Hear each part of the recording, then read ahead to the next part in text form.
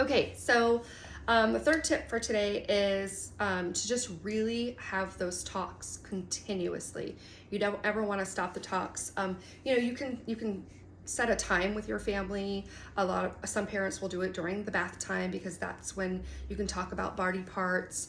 You don't always want the talks to be serious and important, because when we're in that state of like, oh, my parents are being serious and I'm getting lectured, we process less information. And so you want to use it in all different domains, in a play setting, in a setting of, hey, this is really important to me and I want you to know this and learn it.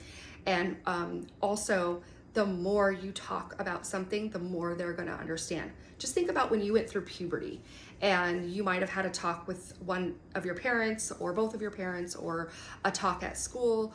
What information do you remember from that talk or that lecture?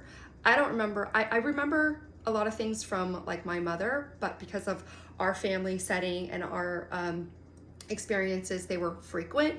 I don't remember a lot from my fifth grade, puberty talk. And the reason is because it's really uncomfortable information and it's shocking. And there's so much information about the reproductive system and your body and all the things that you need to know to be able to process all of that in such a short time is not really appropriate. So really, really, really try as much as possible to have those talks around, like I said, the play setting, in the car, the way to school. Hey, I just wanted to check in and make sure that you're okay, and that if you have any questions, and then start to get into those specifics. Set like a talking point a month.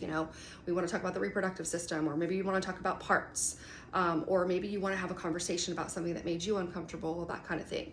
So books are also a really great conversational tool. For example, I have this book, I Said No. It is a children's book. I've actually read this with moms and children, and it is a preventative sexual abuse book, and it gives a lot of tips in here, and reading this out loud can kind of give you a guide on how to start those conversations and how to keep them going. You don't have to read the whole thing. You could do like a couple pages and then talk about it. I know that this is kind of really uncomfortable situation, or a topic, and so it can really be hard to get it started. And also I read audiobooks.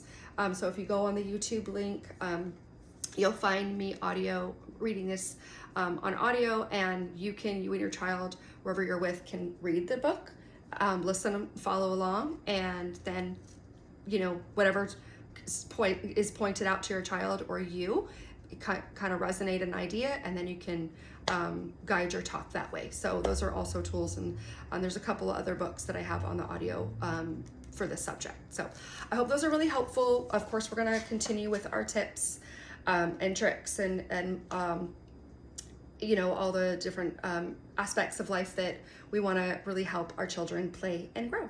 I hope that was helpful, and have a great day.